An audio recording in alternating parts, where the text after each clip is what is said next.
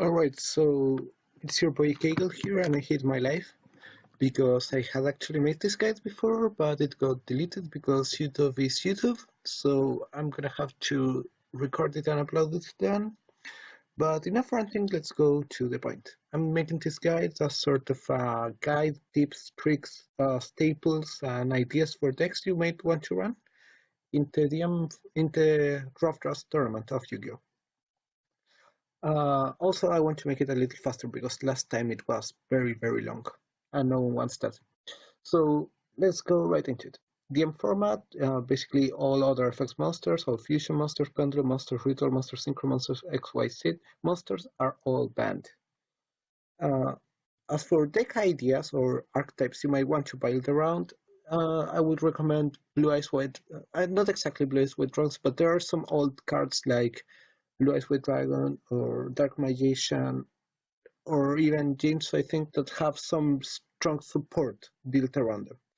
And there's also a lot of ways to cheat them out. For example, there's this card called Ancient Rules that you can basically summon a level 8 monster like Blue Eyes White Dragon without making any tributes. So yeah, you might want to go for cards that have gotten some support. Even if you can't use like the effect monsters, their vanilla are strong enough. As long as they're properly supported, they won't be an issue. So the issue with this is you might lack protection, but you shouldn't have to worry about that too much yet. That will be the later part. You can also go for Exodia. There are like 10,000 different variants. The Royal Magical Library is my favorite one. It's a very classic, very simple deck. Or you can also go for the White-tailed Dragon option, which is basically just go for efficient monsters.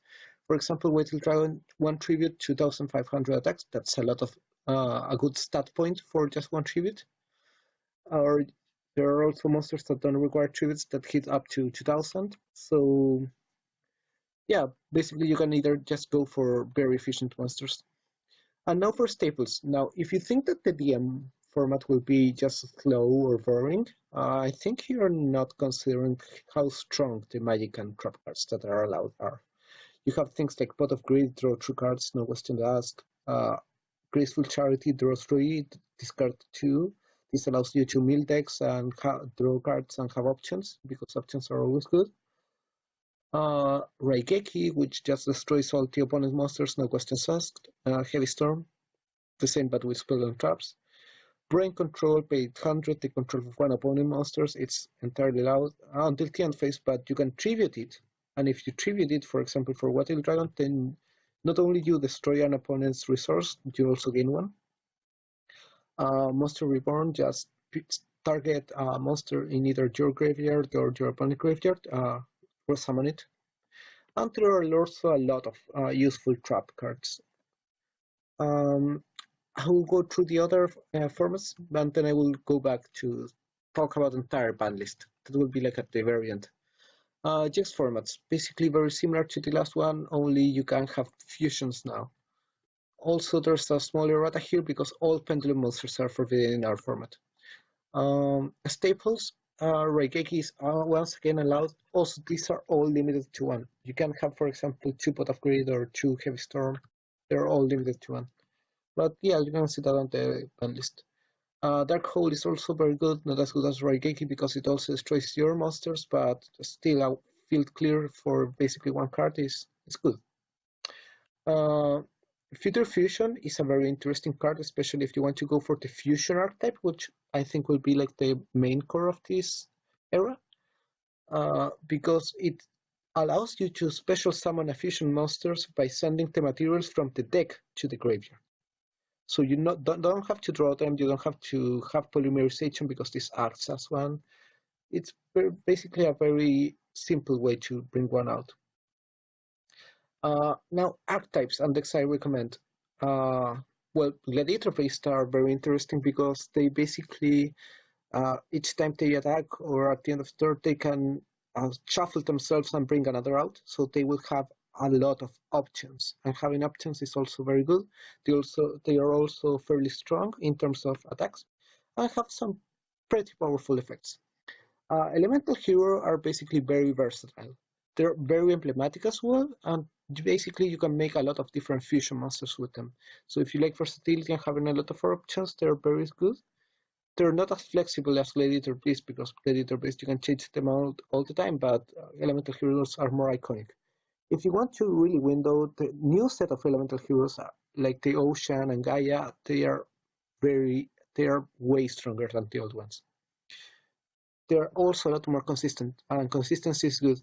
So Elemental Hero are an emblematic and safe standard way. Destiny Hero are very tricky cards. They are usually played around making powerful but unreliable effects.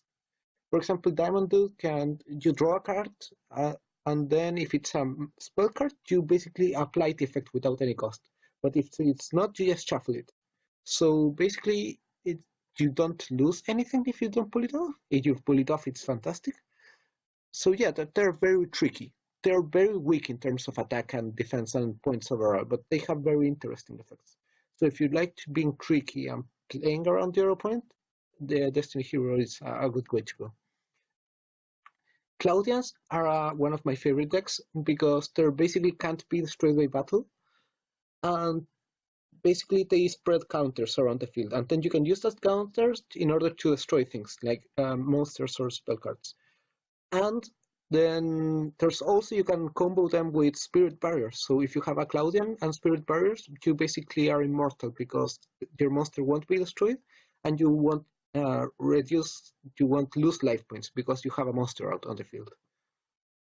So yeah, they're basically a control kind of deck. They kind of survive and start growing and growing, and then they're unbeatable. Well, not exactly unbeatable, but they grow very strong. Ancient Year is, I would say, they're a control, but in a different kind of sense. They're more like, I don't give a fuck what you're doing, demonetized, by the way. I'm going to do my thing on my own way. If you know Jinso, like your opponent can't activate traps, it's basically similar. A lot of attack points, a lot of easy ways to bring them out, and whenever an Ancient Year attacks, your opponent can't activate traps. Just like that.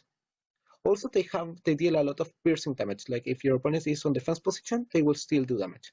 So they're basically one of the royal, I don't give a fuck about what you're doing kind of deck. And I love them because of that. Judgment Dragon are actually Light Sworns. That's their archetype. Are somewhat risky. They are basically about sending their own cards from the deck to the graveyard. So they run the risk of milling themselves. But they're usually quite strong or strong enough, and they have very powerful effects. For example, Judgment Dragon, you can only activate his effect, well, actually, you can only summon him if you have 4 or more Light Sworn Monster in your graveyard. But then you can pay 1,000 life points to wipe the field. That's a very, very powerful effect. Dinosaurs are not exactly an archetype, but they have a lot of strong support around this era. They're very, very strong. They're your beat sticks. A lot of them will either deal piercing damage, or if they destroy an opponent monsters, they can attack again. So they're also a deck to consider if you really like strong things and ways to bring them out. Amazons are also a combat-oriented deck, but they're more on the tricky side. Like, for example, they will be like, if your opponent attacks you, they will lose attack points, and you may win a fight that your opponent didn't expect you to win. Or, for example, Swordswoman, if you attack an opponent, your opponent takes the damage from the attack. So, for example, you attack with her, 1,500 attacks to a 3,000 attack points monster, your opponent takes that 1,500 attacks difference. So yeah, they're more of a tricky attacking. They also have their boss monster makes them so they can't be destroyed by battle.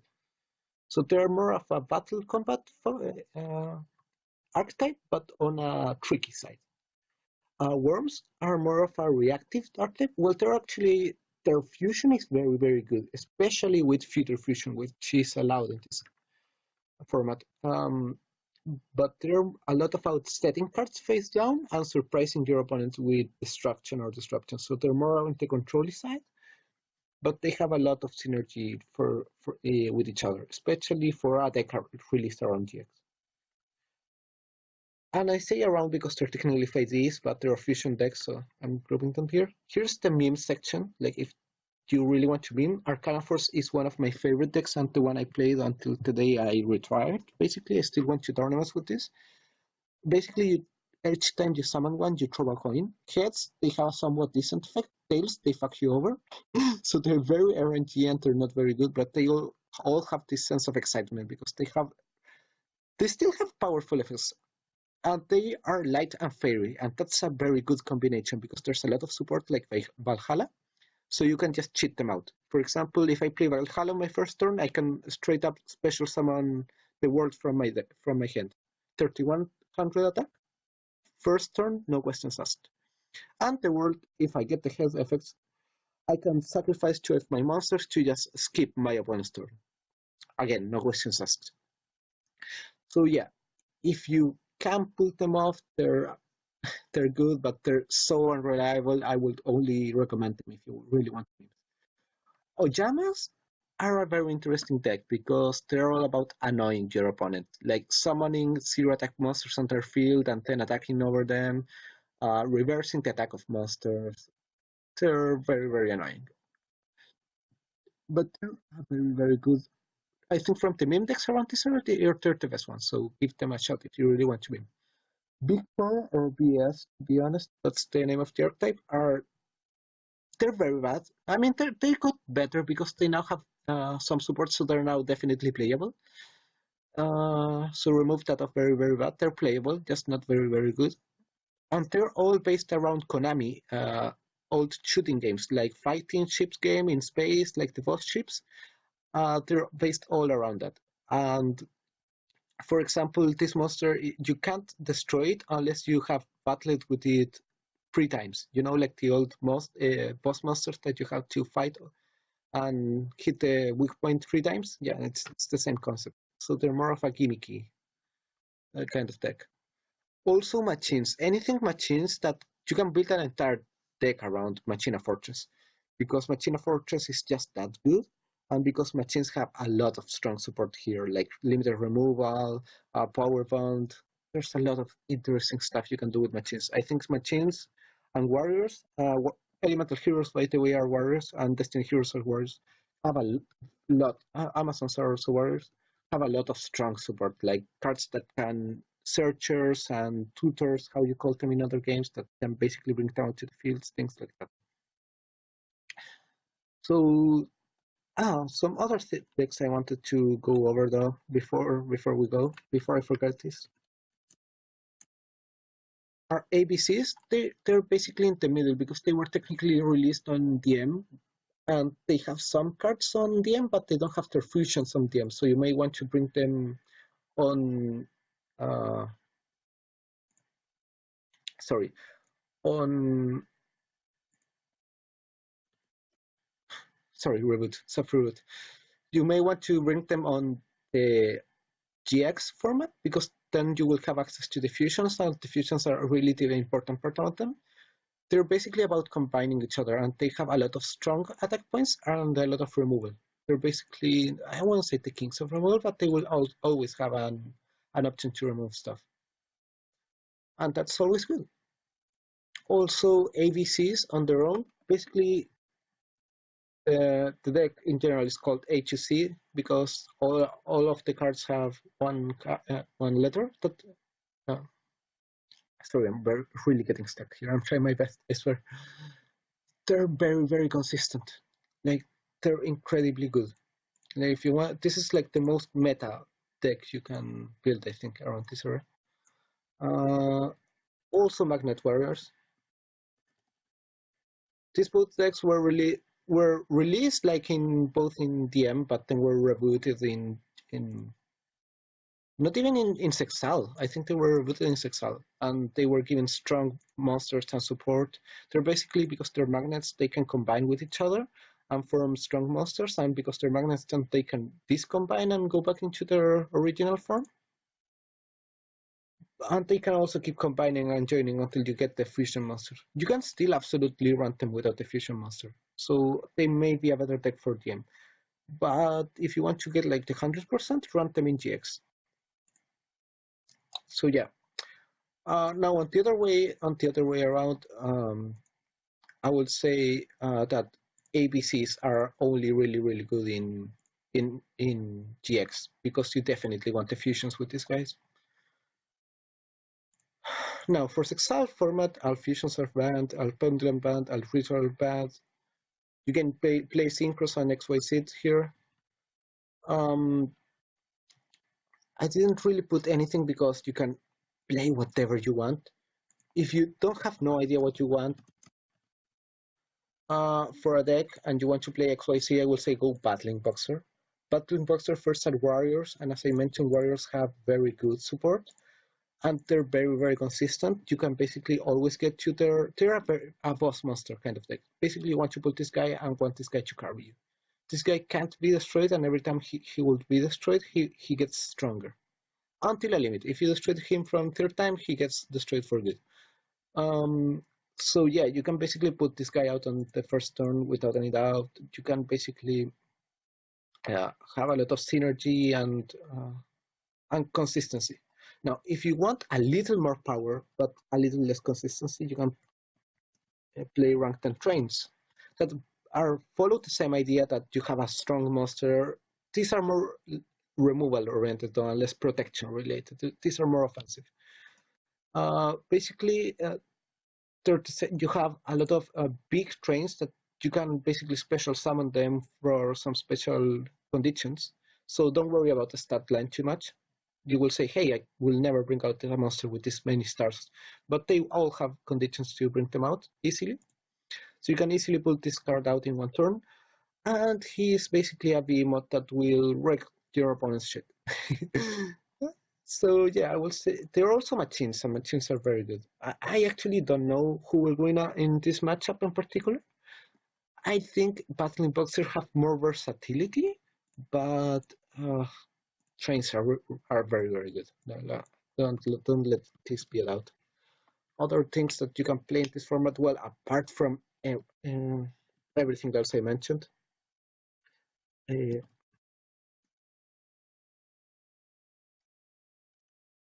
in this deck you can start playing like, for example, Blue Eyes with not that many support, but yeah, with all the support like Spirit of the Dragon.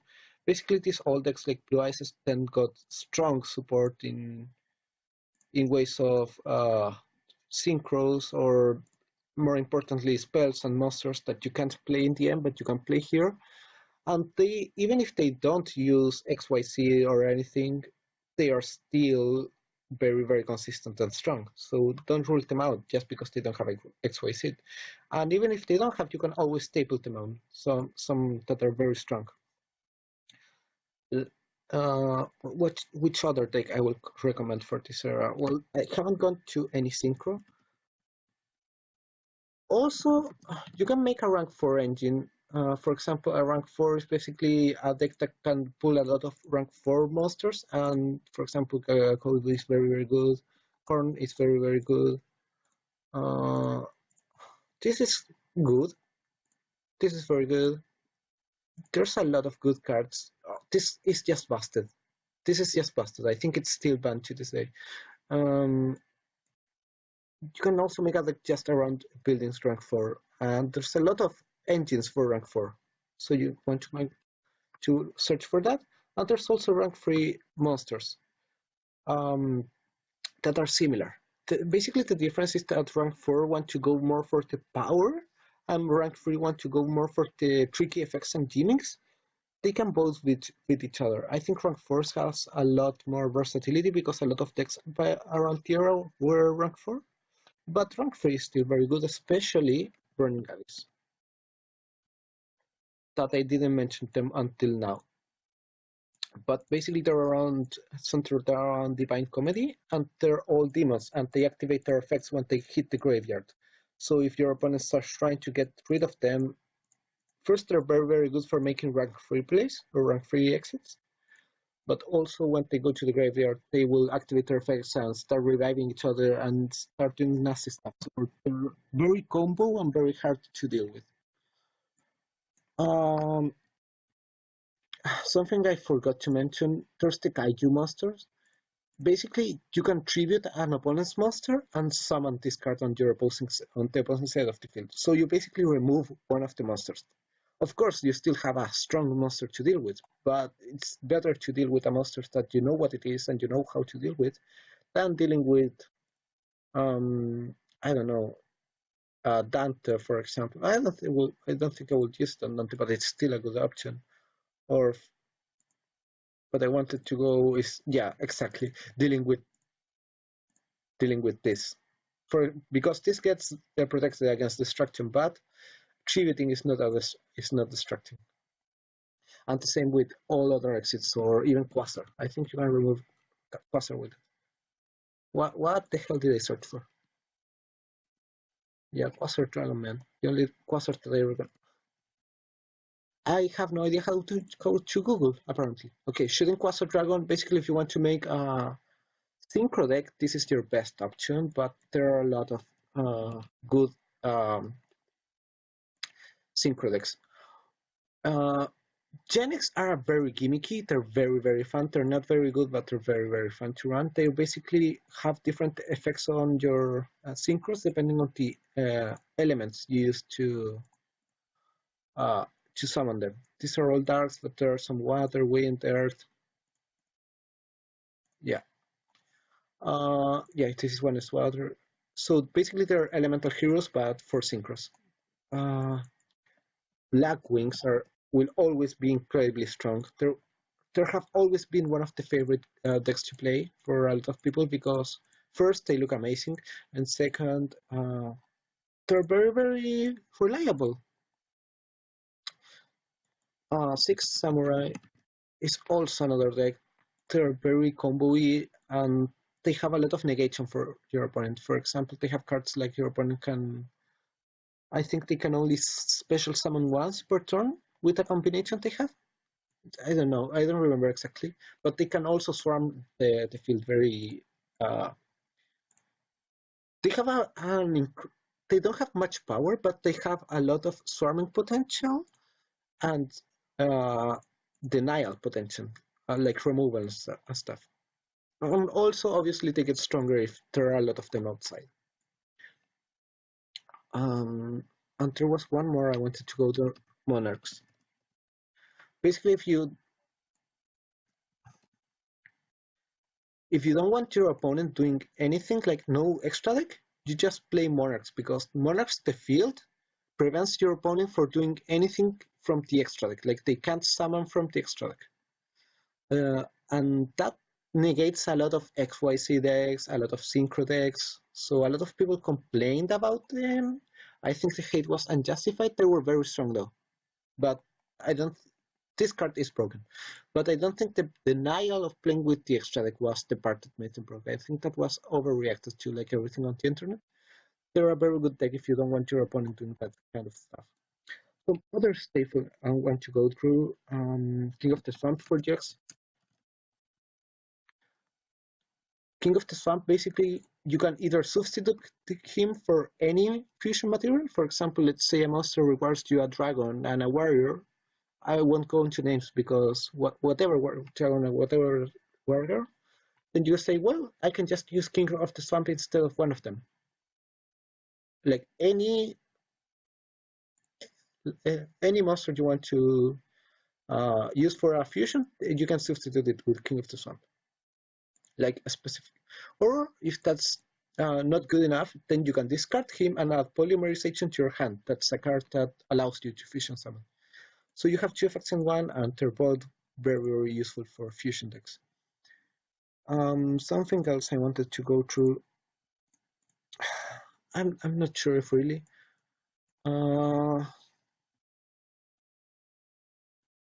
Solemn Judgment is also a staple in any format because basically whenever your opponent activates an effect, you pay 2,000 life points and negate it, and you may say, well, that's a lot of life points.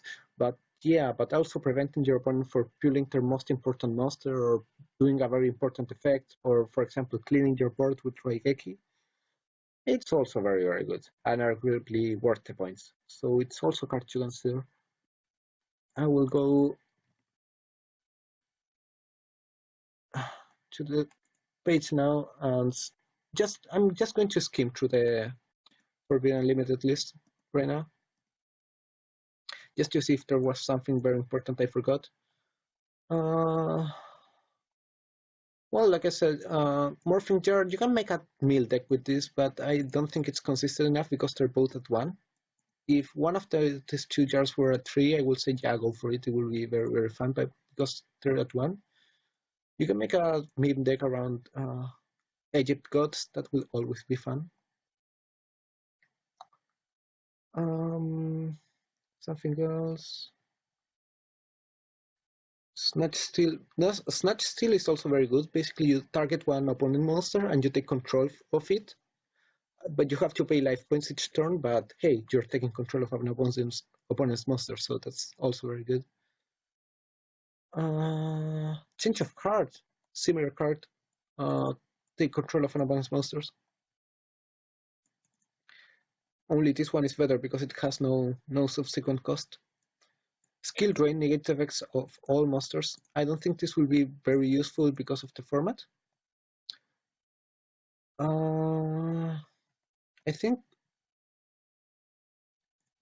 there was one more card that was allowed that I wanted to go through. No, I think that's it. Yeah, that's the whole ban list. It was probably our NGX, and I missed it. So you will notice that a lot of cards that, like Morphin Jar that were allowed in DM are entirely forbidden here. Oh, another card I did want to go through was Blackluster Soldier and Boy of the Beginning and Chaos Emperor Dragon and Boy of the End. You special summon them, removing 1 light and 1 dark monster from your graveyard, and they're both very good. Like, these are the most busted cards allowed in here. They're not that hard, because a lot of decks will naturally either have 1 dark or 1 light monster on their own. What else? So, as you can see, I think at the end here, you can use the alpha, beta, gamma, and the ABCs monsters, but you just can't use the fusion ones. So yes, I mentioned you can use the new support here. All right, next one. So yeah, Macrocosmos. Oh, it's allowed here, not on the. I see. Actually, it's Macrocosmos. I think it's allowed at 3. I will have to check later. I don't want to make this too long though. So Macrocosmos, basically everything something will hit the graveyard, it's removed instead. So there's no way of bringing it back. Or mostly no way of bringing it back. That's very, very good if you want to negate your opponent for anything. 1 for 1, you discard a card and special summon a level 1 card. That's also very good. I mean, it's situationally good. If you can make it work around your deck, it's fantastic. There's also Emergency Teleport. That this basically special summons 1 psychic monster from your deck, but it's removed on TM phase, but you can still use it for fusions and tributes and stuff. Having 1 extra monster from your deck as a special summon is never bad. But again, it has to be psychic, so you might want to build your deck in some way that can take advantage of that.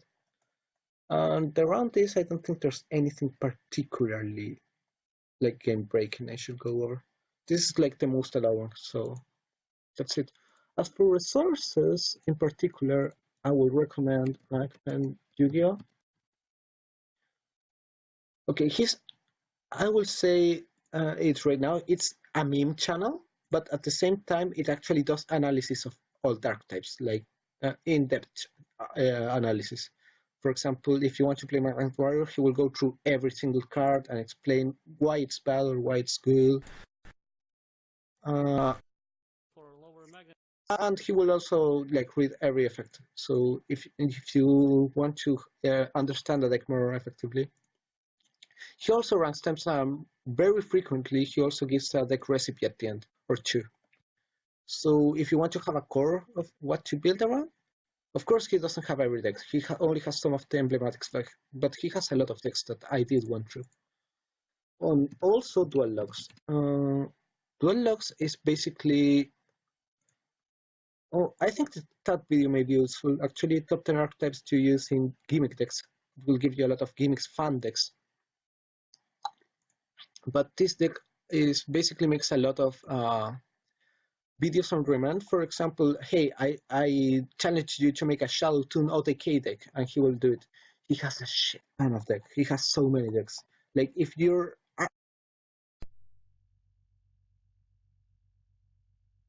those will be like the most important. And of course, the Reddit of Yu-Gi-Oh, which is surprisingly helpful for giving you help. Like, hey, how can I improve this list?